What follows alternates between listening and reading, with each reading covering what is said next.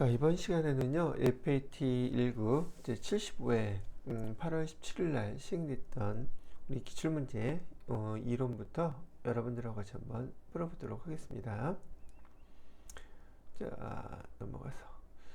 자, FAT 지금 1급 기초과정을 좀 배우시는 여러분들은 FAT 2급이나 회계원리, 그다음에 지금 현재 FAT 1급처럼 배우시면서 여기 재무상태표는 순서대로 반드시 암기를 해주셔야 됩니다.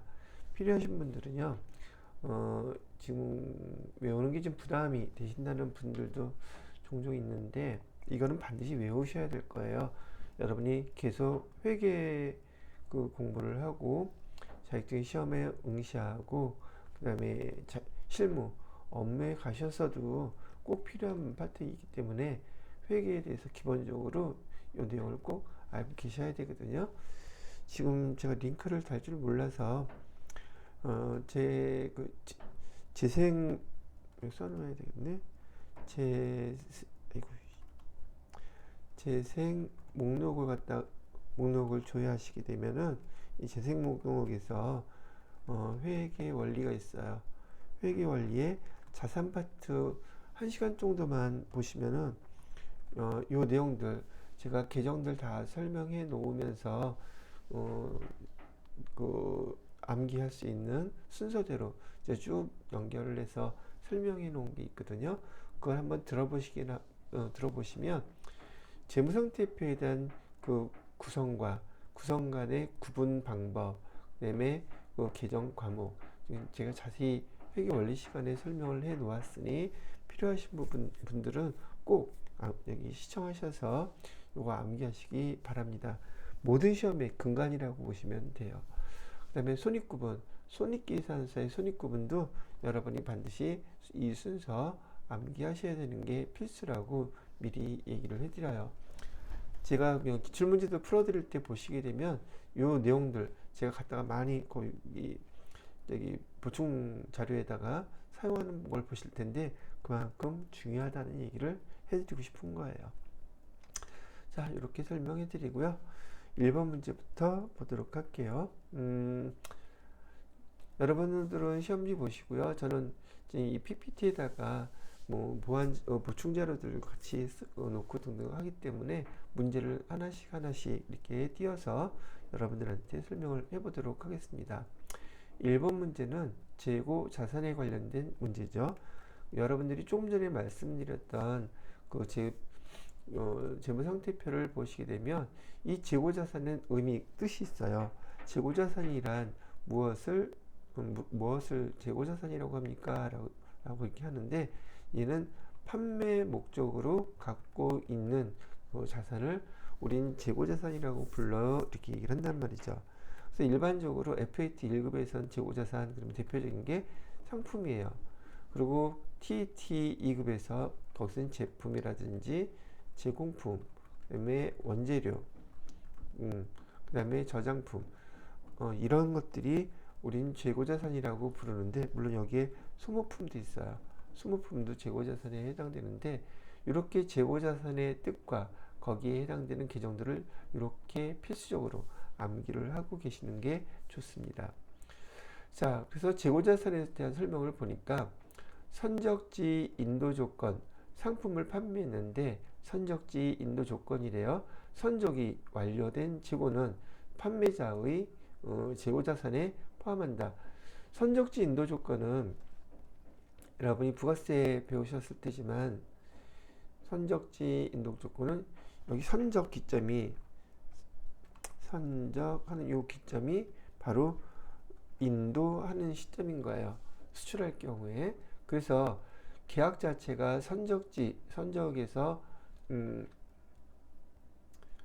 선적을 했다 그러면 판매자가요 이렇게 선적을 했어요. 그 다음에 여기 구매하는 자 있죠? 구매자. 판매자가 선적을 하게 되면 인도한 것이므로 그 다음에 재고는 구매자의 것이 되지 판매자의 재고가 되는 게 아니라는 얘기예요. 그래서 여기는 여기 틀렸네요. 판매자의 재고자산에 포함할 수가 없어요.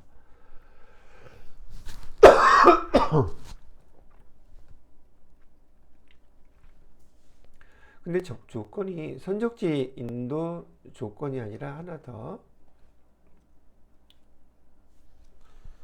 도착지 인도 조건이었다면 도착지 인도 조건이었다면 판매자의 재고로 들어가고, 이때는 구매자의 재고가 아니라는 거죠. 여긴 도착했을 때 구매자의 재고로 본다는 얘기. 이렇게 구분을 해두시면 요 요건과 관련돼서는 간단하게 정리를 한 것 같고요. 두 번째, 차입금 담보로 돈을 빌렸는데 돈을 빌린 거에 대해서 담보로 제공이 됐다.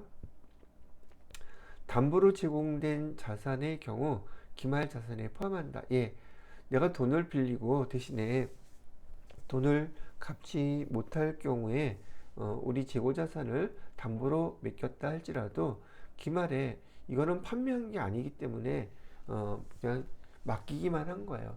그래도 이거는 분명 우리 재고자산, 기말 재고자산에 포함을 해야 됩니다. 그 다음에 세 번째, 시송품은 매입 이거 참 옳지 않은 것이라고 되어 있죠. 맞는 것이라는 걸 표시를 하는데 여기 해당되는 답은 옳지 않은 거요. 옳지 않은 건 1번이에요.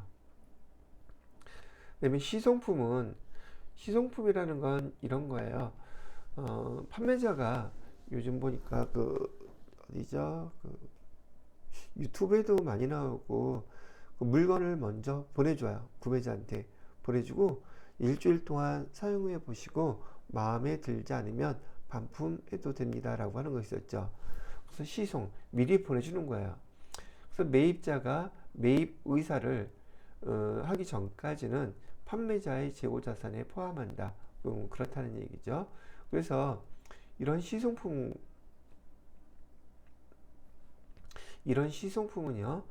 여러분들이 주변에서 많이 볼 수 있는 것처럼 시송품, 또 다른 말로는 시용품이라고도 보통 많이 써요. 시용품, 한번 사용해 보세요, 이런 뜻이라는 얘기를 했죠. 이렇게 보내준 것은 만약에 전국적으로 그런 시용품 한번 사용해 보시고 일주일 동안 사용해 보시고 반납이 마음에 안 들면 반품하세요 그러는데, 그게 전국적으로 구매자가 써보겠다고 주문한 금액이 만약에 전체 다 합쳐서 5천만 원어치라고 생각해 보세요. 근데 거기 상태에서 12월 31일이 됐어요. 재고조사해야 되는데 이 시용품으로 보내진 그 금액들 다 판매자의 재고자산에 포함이 된다는 거예요. 그러면 언제 판매된 것으로 보느냐? 그 구매자가 매입 의사를 표시한 것은 제외하고 나머지는 다 재고자산에 포함시키라는 얘기예요. 그래서 구매자가 여기다가 매입 의사를 밝힌 것은 재고자산 제외. 근데 아직 매입 의사가 없는 그런 경우에는 재고 자산에 포함, 이렇게 기억을 해주시면 되겠습니다. 자, 그 다음에 여기 적성품이라고 나와 있는데, 적성품은 수탁자가 제3자에게 판매하기 전까지는 위탁자의 재고자산에 포함한다. 요건 제가 출판사를 예를 많이 드는데, 여기에 출판사와 여기에 예를 들어서 교보문고 이렇게 구분을 해 볼게요. 여기는 출판사, 여기는 교보문고, 그 다음에 여기는 제3자, 구매한 사람이 되겠죠. 보편적으로 이 출판사에서요, 교보문고로 어떤 책을 갖다가 이렇게 맡겼어요. 보냈는데, 책을 보낼 때 이 교보문고 출판사는 뭐라고 부르냐면 위탁자라고 불러요. 위탁자. 그 다음에 교보문고 입장에서는 수탁자라고 부른다는 거죠. 보통 여러분들 위탁이란 말은 아이들 어린이집이나 유치원에 위탁한다는 말 많이 듣죠. 특히 어린이 또 약간 어린 아이들 영아라고 부르죠. 이렇게 어린이집에 맡기는 거 위탁한다 그러는데 맡긴 거예요. 그래서 여기 재고자산에 책을 갖다가 이렇게 맡기게 되면 지금 이 책은 출판사 거죠. 교보문고는 얘를 맡아두기만 하는 역할을 해요. 그래서 수탁자가 이렇게 맡아두고 있다가 12월 31일이 됐어요. 12월 31일이 있는데 여기에 10,000원의 재고가 여기에 있고 교보문고에 여기 2,000원의 재고가 있다면 기말 시점에서의 이 회사 출판사의 재고자산은 이 10,000원과 2,000원을 합쳐서 12,000원이 재고 자산이 기말 재고자산으로 표시를 이렇게 해줘야 된다는 얘기죠. 그럼 언제 얘가 판매된 것으로 보느냐? 바로 이 수탁자인 교보문고가 고객들한테 판매를 했을 때 제3자에게 판매를 하게 되면은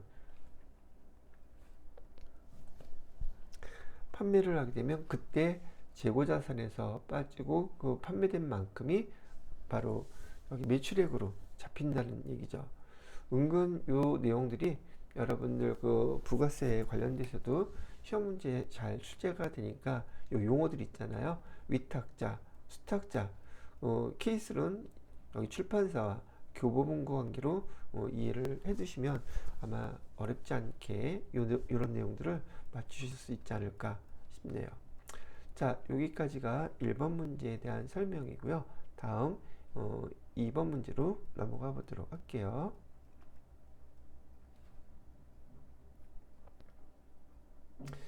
자, 두 번째 문제는 다음 가에 대한 설명으로 적합한 것은 무엇입니까? 라고 물어보고 있는 거죠.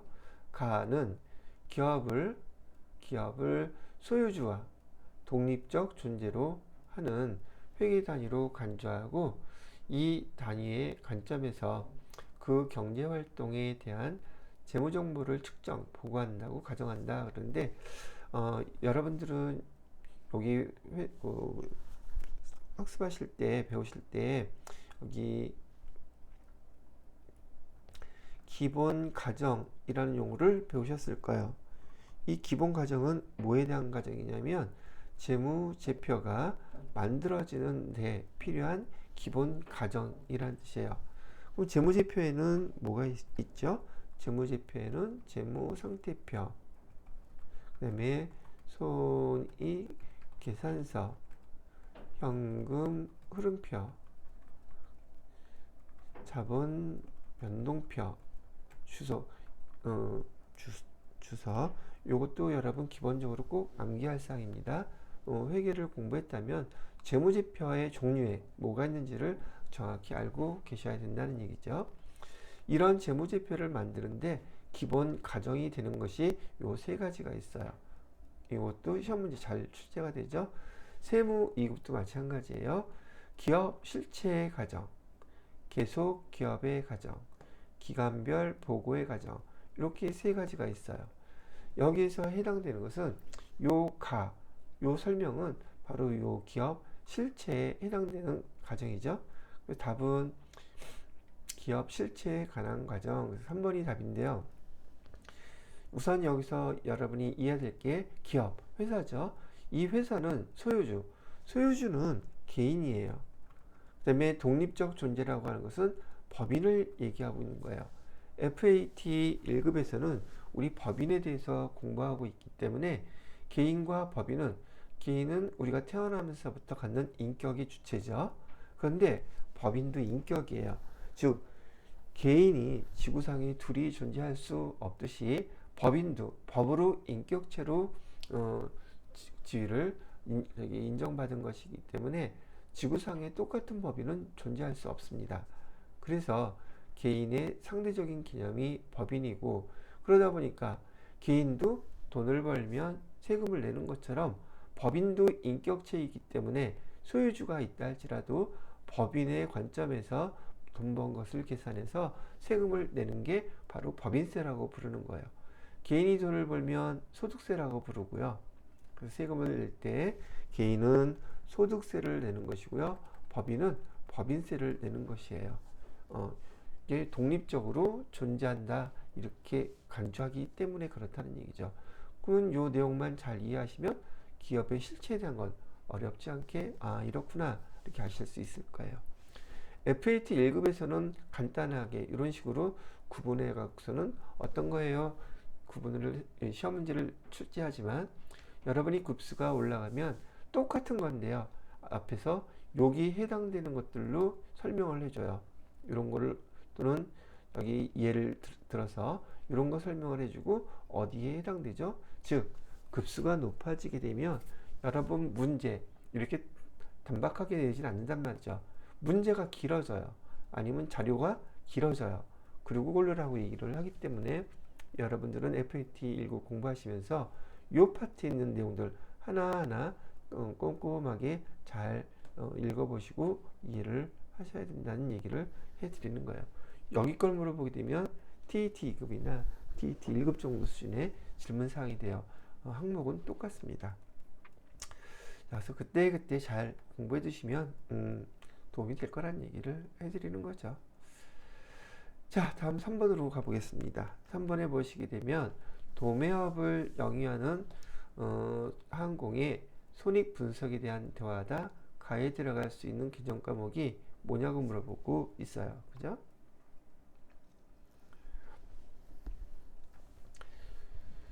자, 보시게 되면 자, 김 대표가 매출 총이익은 전기보다 증가하였는데 영업이익은 전기보다 감소한 원인이 무엇인가요? 라고 물어보고 있어요. 그럼 여기 여러분들이 회계 배우시면서 매출 총이익은 뭘 얘기하는 거고 영업이익은 뭘 얘기하는지 알아들어야 이 문제를 풀지 않으시겠어요? 그래서 아까 시험 처음에 손익구분에 대한 걸 구분하시라고 말씀을 드렸던 것인데요. 가만 있어봐. 이거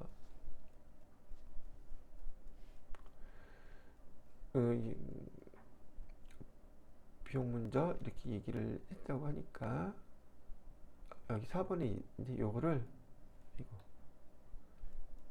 어떻게 해야 되지? 자, 미리 보여드릴게요.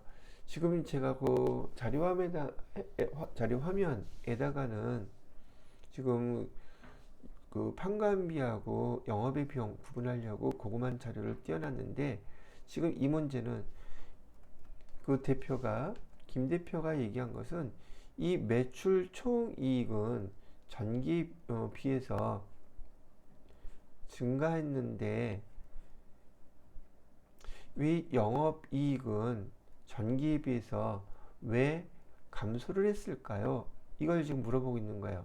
얘는 증가했는데 얘가 감소했다는 것은 결국 판관비가 많이 증가했다는 얘기가 되겠죠.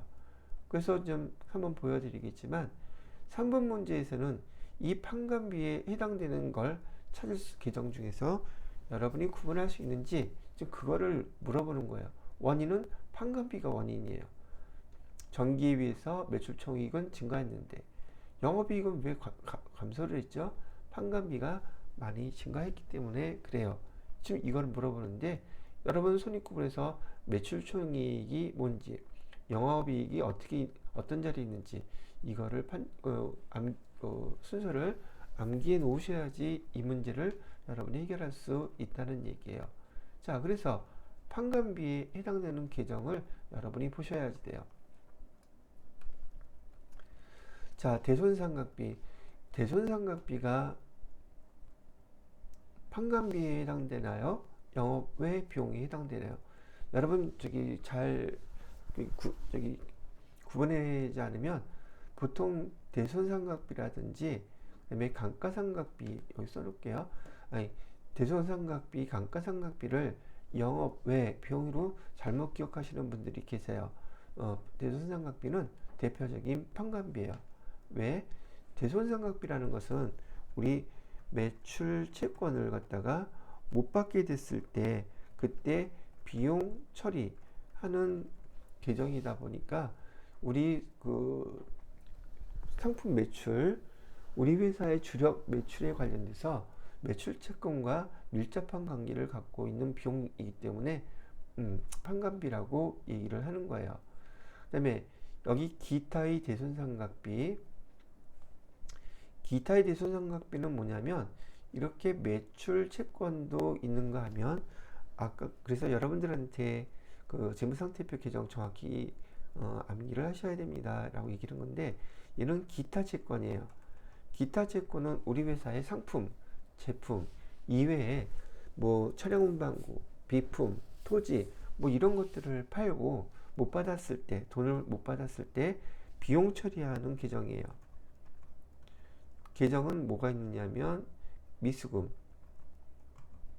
그 다음에 선급금, 그 다음에 단기 대여금, 이런 것들을 빌려주고 못 받았을 때 얘네들은 기타 채권에 해당된다고 얘기를 하는 것이고요.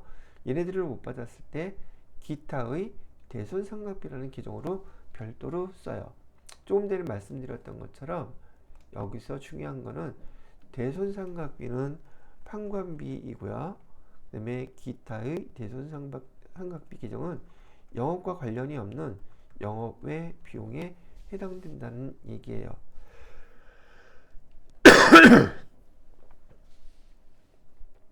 그리고 기부금이나 이자 비용이 판관비가 아니라 영업의 비용이라는 것들은 다 알고 계실 거예요.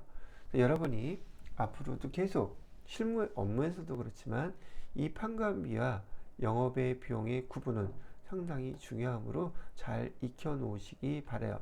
조금 전에 설명했던 판관비 안에 요 대손상각비하고 감가상각비도 있다는 거. 판관비의 의미가 뭐예요? 영업활동과 관련된 비용이란 뜻이에요. 영업활동과 관련된 비용이고, 여기 영업의 비용은 말 그대로 영업과 관련이 없는 영업활동과 관련이 없는 비용이라는 뜻이에요. 그래서 이거를 구분하실 수 있어야 된다고 얘기를 해드리는 거예요. 뭐 여기서 구분해 보면 여기 기타의 대손상각비 여기 있고, 기부금 여기 있고, 그다음에 이자 비용 여기 있고, 얘네들은 영업의 결과가 아닌 것들이에요. 우리 영업이라는 것은 우리 회사에 상품 제품을 파는 걸 얘기해요. 상품이라든지 제품을 판매하는 활동과 관련된 것들을 의미한다. 이렇게 하면 다시 한번 정리를 해드린 거죠. 자, 이렇게 해서 3번 문제도 같이 풀어 보셨고요. 다음은 4번 문제로 넘어가 볼게요. 자, 요거 활용하는 문제들 많이 나오죠. 그래서 암기해 두시라는 거예요. 뭐 이번 회차만 이렇게 문제가 나오냐? 절대 아닙니다. 여러분들이 재무제표 중에서 배우는 것들 핵심 사항은 재무상태표하고 손익계산서예요. 그렇기 때문에 문제가 그 두 가지에서 거의 90% 이상이 출제가 된다고 보시면 돼요. 자, 4번에 2024년 결산정리사항 반영 전에 당기순이익이 30만 원이었대요. 그러면 당기순이익이 어떻게 계산되는지를 알아야지 요 말뜻을 문제를 해결할 수가 있다는 뜻이기도 해요. 다음 결산정리사항 반영 후, 그러면 결산정리사항이 아직 이 두 가지가 반영이 안 됐대요. 그래서 얘를 반영하면 당기순이익 얼마로 돼요? 지금 이거 물어보는 거잖아요. 그러면 여기 일단 당기순이익이 30만 원이라고 알려줬어요. 그죠? 이거는 결산정리사항 반영하기 전이에요. 자, 그럼 결산정리사항을 반영해 보자고요.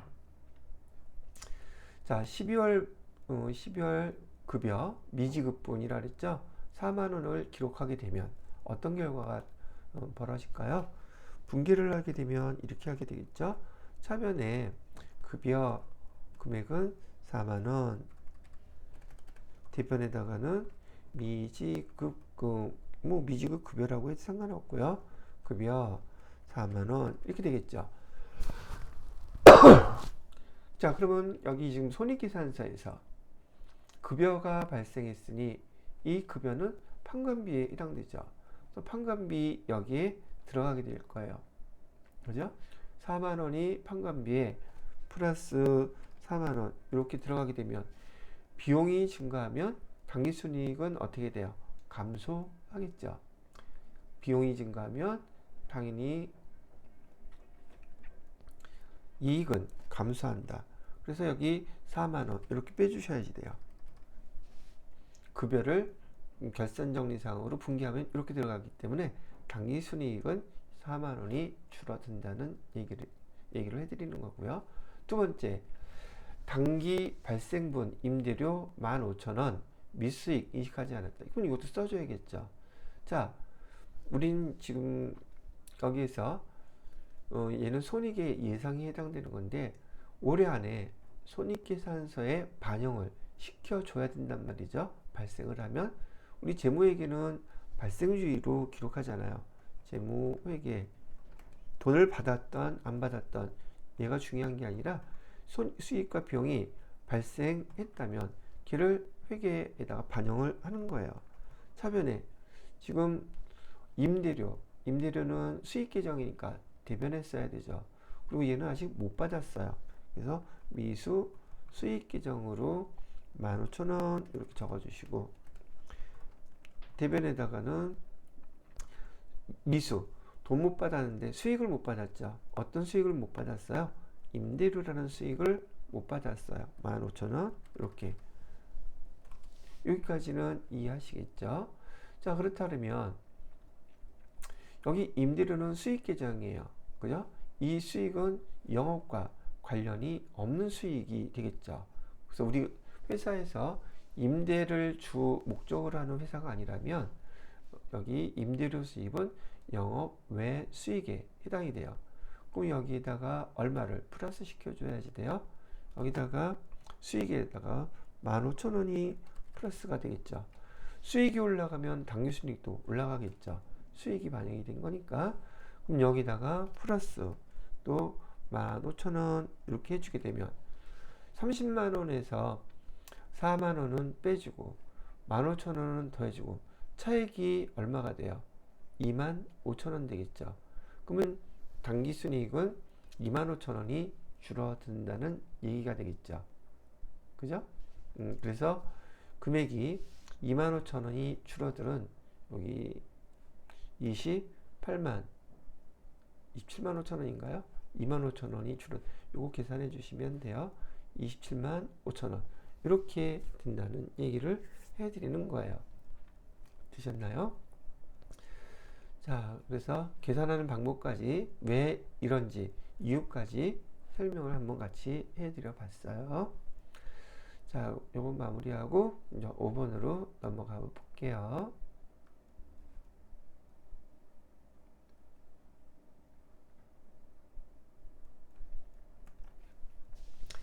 자, 5번 문제는 항공은 2023년 12월 1일에 200만원에 매입한 단기 매매 증권을 24년 8월 31일 170만원에 처분을 했대요.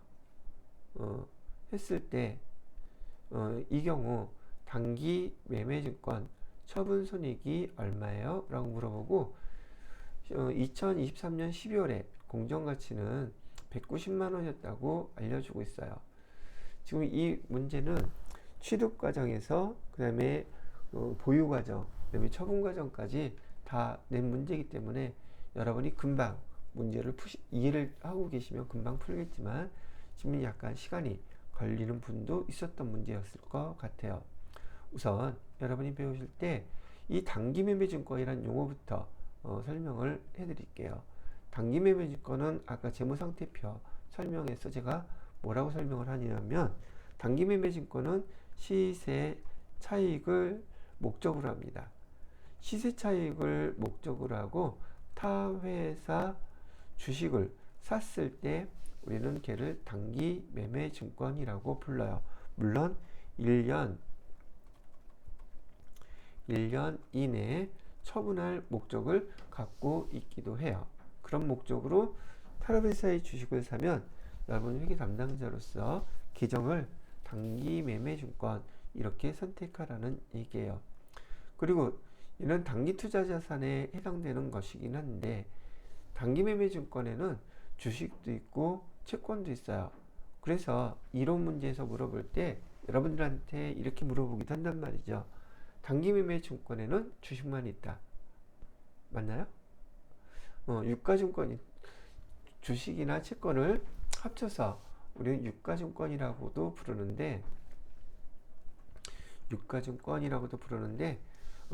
대부분 여러분이 FAT 1급이나 TET 2급 이런 공부하시게 되면서 단기 매매증권의 시험 문제가 주식으로만 주로 출제가 되다 보니까 단기 매매증권 안에는 채권이 없는 줄로 착각하시는 분들이 있으세요.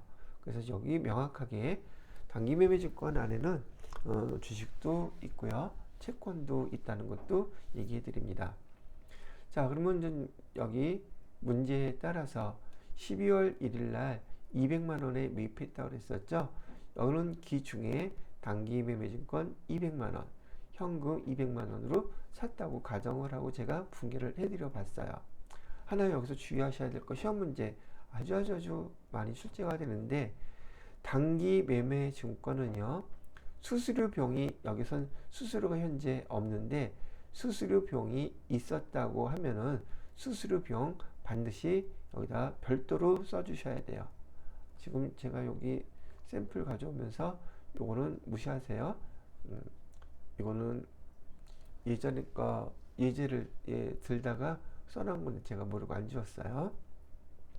자, 그래서 수수료가 얼마가 있었다고 하면, 실제로 주식 거래를 하게 되면 수수료가 반드시 발생하는 게 상식이에요. 근데 여기 이 문제에서는 수수료를 포인트로 문제를 낸 게 아니기 때문에 수수료 비용 별도로 반드시 써 주셔야 된다는 거 잊지 마세요.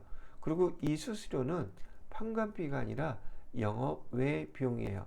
왜냐하면 우리 회사의 상품, 우리 회사는 지금 상품을 판매하면서 수익을 내는 회사인데, 단기 매매 증권을 갖다가 거래해서 수익을 내는 회사는 아니란 말이죠. 영업의 주 목적이 아니란 뜻이에요. 영업의 주 목적이 아니기 때문에 여기서 발생하는 비용은 영업과 관련되지 않은 비용이라고 본다는 얘기죠.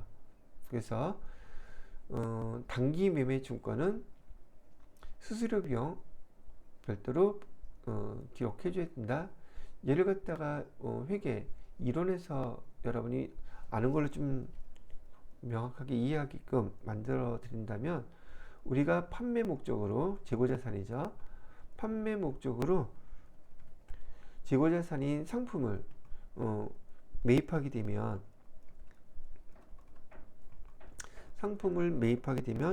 운반비가 발생할 경우, 이 운반비는 부대비용이죠. 부대비용으로서 상품 매입 금액에 포함시킨다는 거 배우셨죠? 그죠? 그 다음에 사용 목적으로, 예를 들어서 뭘 샀다 그럴까요? 사용 목적으로서 에어컨을 샀다고 가정을 해요. 그럼 여기도 운반비가 만약에 별도로 발생을 했다면 이것도 부대비용으로서 여기 모든 발생한 비용을 취득한 자산으로 포함시키죠. 자, 토지를 샀는데 여기 중개, 수수료 이런 게 발생하거나 취득세, 등록세 이런 게 발생하면 다 그 토지 취득한 자산에 포함시키죠. 그래서 여러분들은 여기 단기 매매 증권하고 지금 제가 예를 들어 드리는 이 모든 것을 같이 비교를 하시면 기억하기가 더 수월하실 거란 말이죠. 여기는 회사에서 취득 자산이에요. 회사에서 취득하는 자산에 부대비용으로 발생하는 모든 금액들은 여기 취득 자산에다가 포함시켜서 상품으로 기록하고 비품으로 기록하고 토지로 기록한다는 거 배우셨죠. 그래서 근본적으로 모든 것이라고 그렇게 기억하세요. 근본적으로 회사에서 취득하는 모든 자산에 발생하는 부대비용은 취득 자산에 포함시켜서 그 계정으로 쓴다. 알았죠? 자, 그런데 유독 하나만, 뭐만? 이 단기 매매증권도 자산 계정이잖아요. 우리 회사에서 취득하는 자산이에요. 맞아요. 자산인데 거기에 부대로 발생하는 비용, 부대 비용이 바로 수수료 비용이에요. 수수료 비용인데 얘는 여기에다가 포함시키지 않고 별도로 반드시 쓰라고 얘기하는 유일한 계정이에요. 단기매매증권이. 취득하는 자산 중에서 부대 비용을 별도로 포함해서 별도로 구분해서 쓰라고 하는 유일한 계정이기 때문에 시험 문제 출제가 아주 많이 되는 문제란 얘기죠. 계정이에요. 그리고 여러분이 또 배우셨던 매도 가능 증권, 얘도 마찬가지로 타회사의 주식이긴 똑같아요. 그러나 얘는 여기 수수료, 이 수수료가 이것도 마찬가지로 주식이기 때문에 거래를 하면 수수료가 발생해요. 근데 얘는 여기다 포함시켜요. 얘네들하고 똑같이. 그래서 얘가 시험 문제에 많이 나오는 거예요. 구분할 때. 그래서 이거 중요한 파트니까 잘 구분해 두시기 바랍니다. 자, 그 다음에 이제 기말에 공정가치가 190만 원이었대요. 그러면 우리가 200만 원 주고 샀는데 기말에 주식의 가격이 떨어져서 공정가치가 190만 원이라고 한다면 우리 단기매매 증권의 값이 200만 원이었다. 증가한 만큼 190만 원이라고 하면은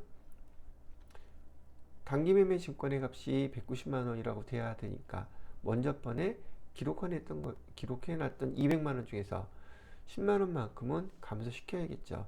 그래야지 그 결과로 190만 원이 남아있게 될 테니까요. 그죠?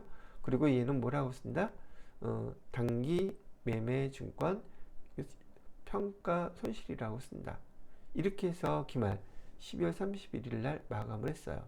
자, 단기 매매 증권이나 매도 가능 증권은요, 이렇게 12월 31일 날 평가를 하게 되면 우리가 가지고 있는 주식의 값은 200이 아니라 처음에 샀던 200이 이제 필요가 없어져요. 이거 생각하시면 안 된다는 얘기예요. 자, 얼마짜리라고요? 우리가 갖고 있는 단기 매매 주권은 190만 원짜리라고 이제 딱 확정이 되는 거예요. 이렇게 기말 결산 수정분기를 해놨기 때문에 190만 원이다. 기억하실 때에는 12월 달에 그 평가한 금액이 우리가 갖고 있는 그 단기 매매 주권의 가격이다. 자, 이제 190만 원짜리가 됐는데 처분을 했대요. 얼마에? 170만 원에. 그러면 얘를 갖다가 매각을 했으니 여기 단기 매매 증권 190만 원, 여기 있는 거 다 이렇게 팔았으니 없어지겠죠. 얼마짜리가? 190만 원짜리가 없어지는 거예요. 그리고 얘를 현금으로 받았다고 가정을 하면 170만 원 받았으니 190만 원짜리를 170만 원 받았으니 손해가 났죠. 걔를 뭐라고 부른다? 단기 매매 증권 처분 손실이라고 부른다. 그래서 처분했을 때 단기 매매 증권 처분 손실 얼마예요? 라고 물어봤을 때 단기 매매 증권 처분 손실 20만 원이라고 이렇게 답을 해 주라는 얘기였었습니다. 됐죠? 자, 여기 단기 매매 증권과 관련돼서 여러분이 알아야 될 거, 이 문제 하나를 통해서 복습 겸 해서 여러 가지 다시 정리를 해 드렸어요. 자, 그러면은 5번 끝났으니까 이제 6번으로 넘어가 보도록 할게요.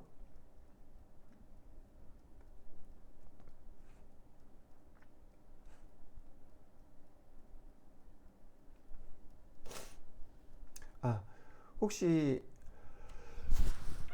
단기 매매 증권과 매도 가능 증권에 대한 비교를 하고 싶으신 분들은 별도로 복습을 이렇게 해주셔도 됩니다.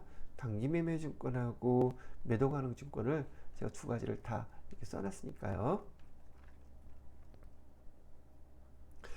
자, 6번 문제 보도록 할게요. 항공은 2024년 1월 1일 기계장치를 500만 원에 현금으로 구입하여 즉시 사용했대요.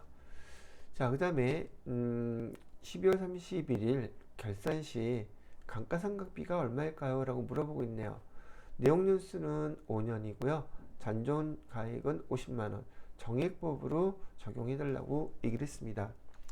자, 정액법으로 우리가 감가상각할 때는 감가상각비를 계산하기 위해서 취득원가에서 잔존가액 빼야 되죠. 그리고 내용연수를 나누면 이 감가상각비는 이렇게 계산되는 감가상각비는 1년치예요. 그걸 기억하셔야지 돼요. 근데 날짜도 딱 1년이니까 별다른 거 월할 계산할 필요는 없겠네요. 그래서 여기 취득원가는 500만 원이라고 했고요. 여기 써볼게요.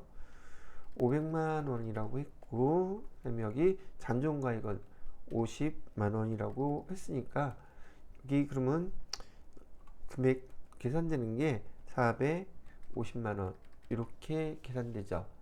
그런데요, 여러분들이 교재를 보시게 되거나 시험 문제에서 이 금액을 부르는 명칭이 있어요.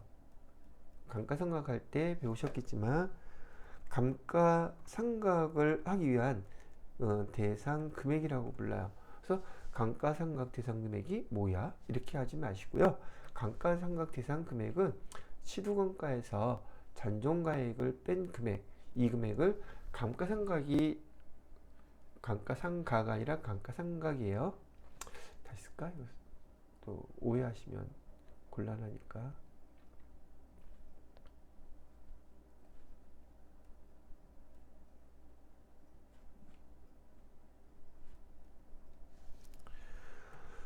감가상각 대상 금액이라고 부른다.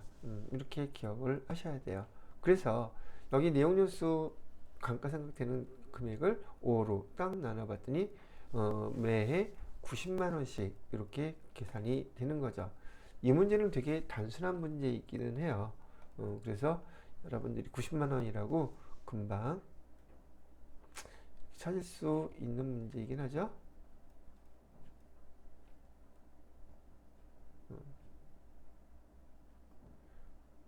90만 원이요. 그리고 이 상태를 갖다가 1년 12월 31일 시점에서 재무상태표에는 어떻게 나타내느냐? 기계장치 취득원가 500만 원, 감가상각 누계 90만 원. 그래서 장부가액 현재 남은 거는 410만 원. 이 말뜻도 이렇게 해석을 하시는 거 습관적으로 기억을 하세요.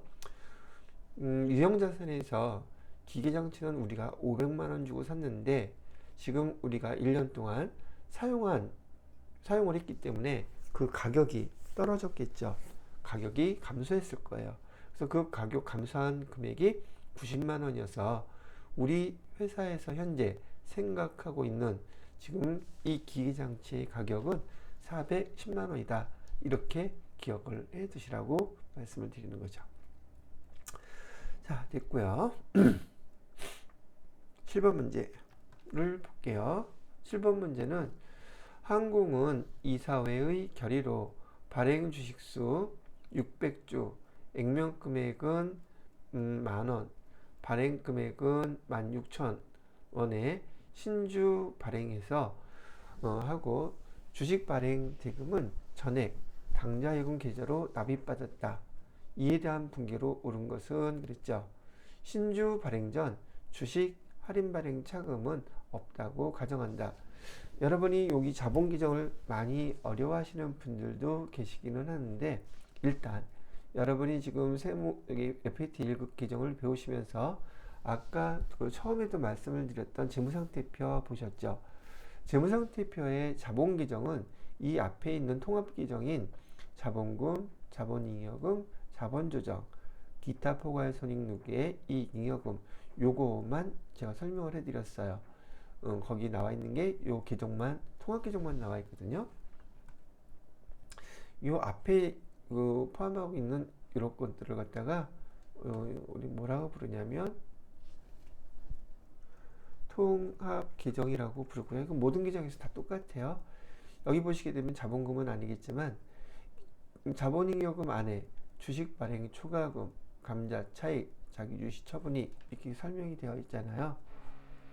이를 갖다가 우리는 뭐라고 부르냐면 용어로서 구분계정이라고 불러요.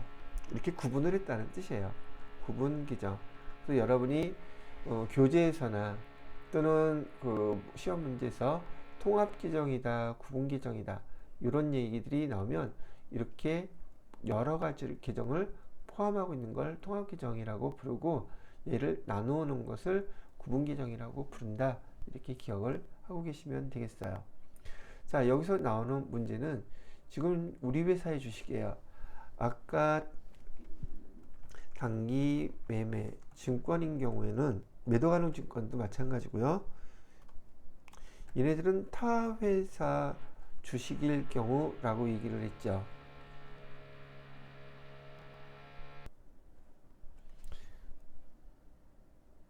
그리고 목적 자체가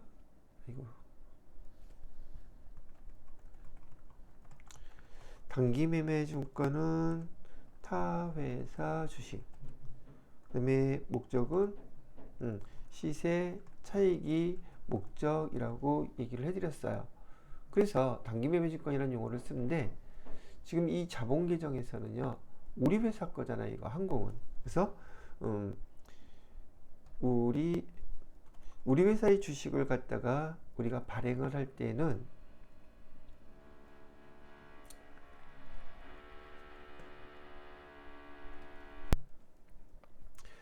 여기 우리 회사의 주식을 살 때는 있잖아요. 여기 보이는 것처럼 여기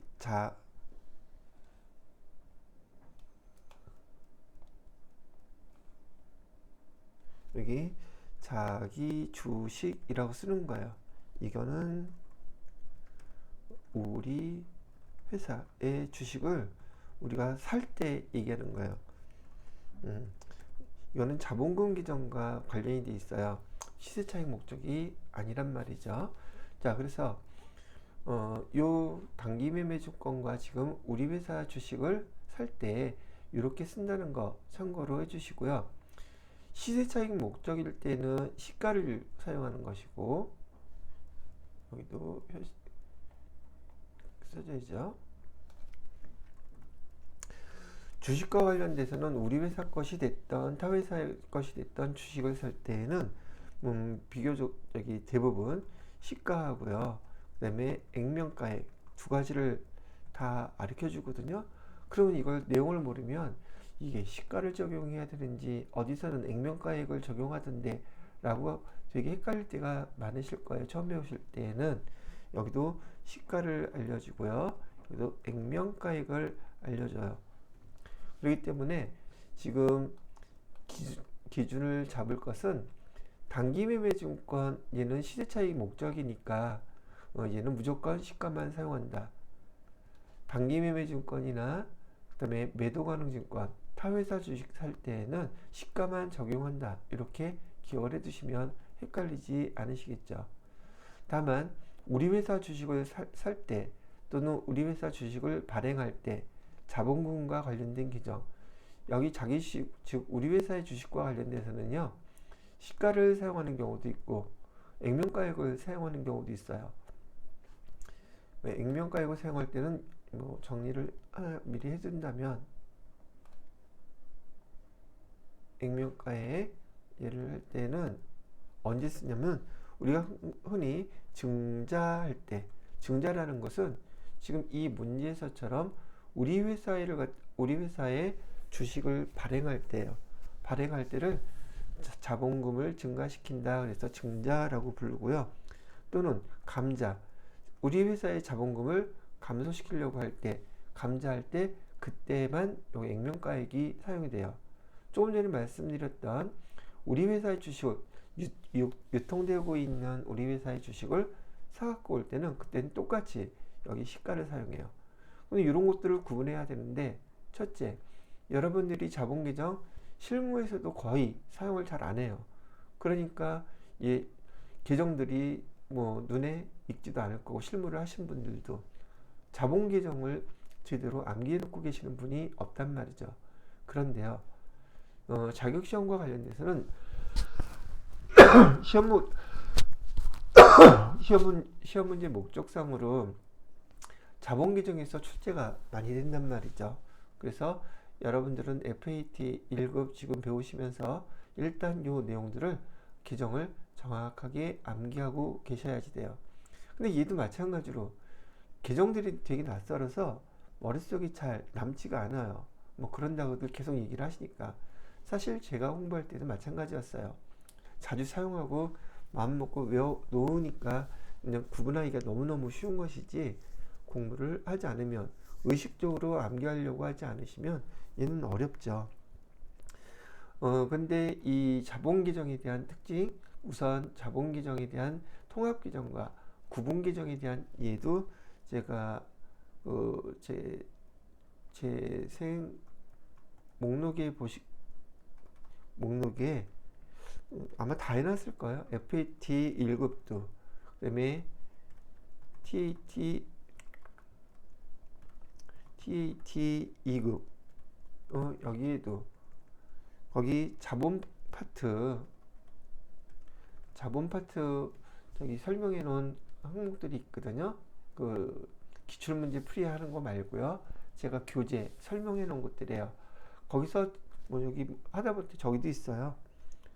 전산 회계 1급, 전산 세무 2급, 뭐 할 거 없이 자본 파트에 제가 다 자세히 설명을 해놨기 때문에 시간 내서 이것도 1시간 정도만 잘 들어보시게 되면 이 계정과 그 계정이 사용되는, 이런 계정들이 사용되는 것도 자세히 설명을 해놨기 때문에 여러분이 이해하는데 훨씬 더 수월하고, 아, 이런 거구나 라고 생각하실 수 있는 내용들이에요.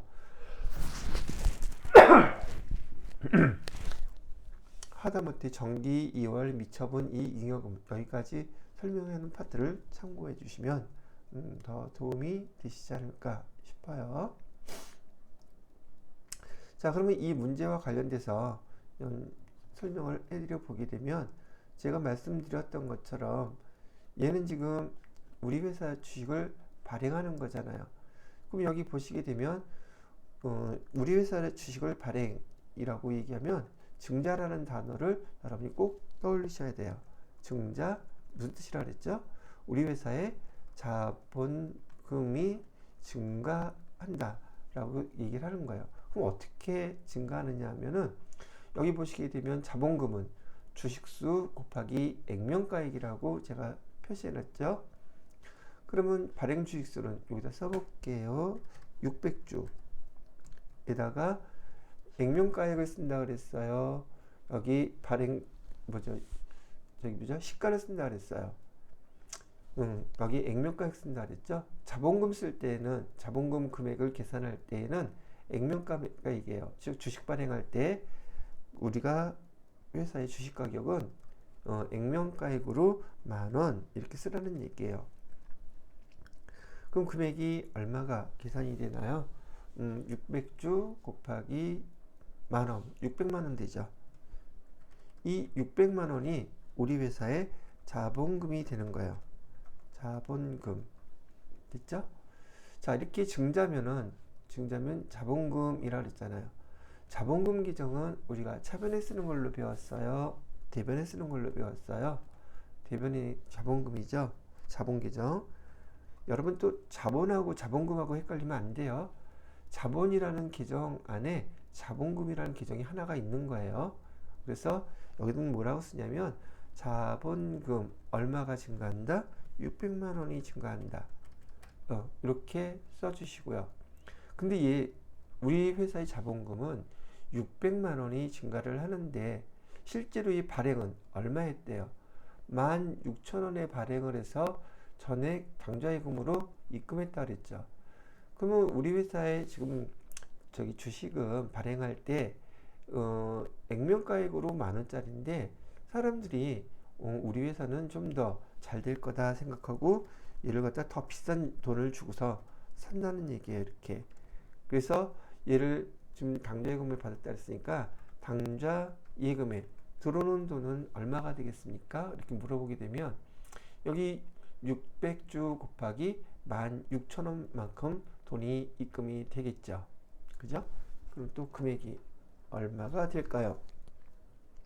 계산기 두들겨 봐야겠네. 암산이 안 되니까. 600주 곱하기 16,000원에 하게 되니까 960만 원이 이렇게 입금이 된 거예요. 그럼 우리 10,000원짜리 주식을 16,000원에 팔았으니 우리 회사 입장에서는 자본금, 액면가액 그 금액 이외에 추가로 또 돈이 더 들어왔어요. 이거를 뭐라고 부르느냐면 주식을 발행했는데 초과금이 발생했다. 그래서 주식 발행 초과금이라고 부르는 거예요. 그래서 얘를 여기다가 이거 주식 발행 초과금이라고 해서 추가로 들어왔던 금액 얼마가 되죠? 360만 원이죠. 360만 원이 주식 발행 초과금이라고 얘기를 하는 거예요. 그런데 여기에 신주 발행 전 주식 할인 발행 차금이 없다고 가정한다 그랬었죠. 이 얘기는 왜 했냐면 이번에 주식을 발행했을 때 이전에도 주식을 발행했었다면 그 결과로 지금 여기는 액면가액보다 더 비싸게 발행했죠. 액면가액은 만 원인데 얘를 16,000원에 발행했으니 6,000원씩 한 주당 6,000원만큼 추가금이 들어오는 경우도 있지만 우리 회사의 주식을 꼭 액면가액보다 비싸게 발행한다는 보장은 없어요. 사람들이 그만큼 살려는 사람이 없다면 얘를 갖다가 8,000원에 이렇게 발행할 수도 있단 말이죠. 한 주당. 그렇게 되면 액면가액보다 적었을 때는 얘는 주식을 할인한 거죠. 그래서 주식 할인 발행 차금이라는 계정을 사용해요. 액면가액보다 높게 발행하게 되면 그 더 받은 금액만큼을 주식 발행 초과금이라고 이렇게 사용하는 것이고요. 그래서 만약에 먼저 번에 주식을 발행했을 때는 액면가액보다 적게 발행해서 그 차이나는 금액이 있었다고 가정을 하면 걔부터 먼저 빼줘야지 돼요. 그래서 사용하고 나머지 금액을 주식 발행 초과금으로 하는 내용인데 여러분이 지금 이런 내용을 하나하나 다 이해하고 설명을 듣고 난 다음에 보시면 쉽겠지만 요거만 딸랑 떨어뜨려서 이렇게 설명 들으시면 여기까지만 이해해도 계정들이 이런 경우에 이거 사용하는 거구나 라고 이해하실 수 있는 정도까지만 설명을 여기서 해드릴 수밖에 없는 거란 얘기죠. 문제에서 요구한 회계 처리는 바로 요거였었어요. 주식을 발행했을 때 당좌예금에 얼마가 들어왔고요. 960만 원이 들어왔고 자본금과 이건 액면가액에 해당되는 거. 주식을 발행했을 때 돈이 추가로 더 들어온 거 얼마냐 그랬을 때 요게 여기에 맞는 회계 처리라고 말씀을 해 드리는 거예요. 아시겠죠? 자, 이렇게 설명을 해서 75회 재무회계 문제 1번 문제부터 7번 문제까지 다시 한번 쭉 설명해 드려 봤고요. 8번 문제부터는 부가가치세 문제죠.